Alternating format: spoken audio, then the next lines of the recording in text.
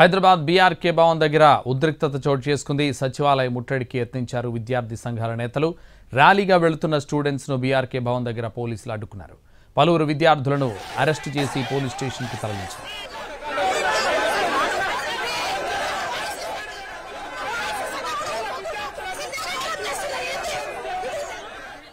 DSC వాయిదా వేయాలనే డిమాండ్తో విద్యార్థి సంఘాలు ఇవాళ సచివాలయ ముట్టడికి పిలుపునిచ్చారు.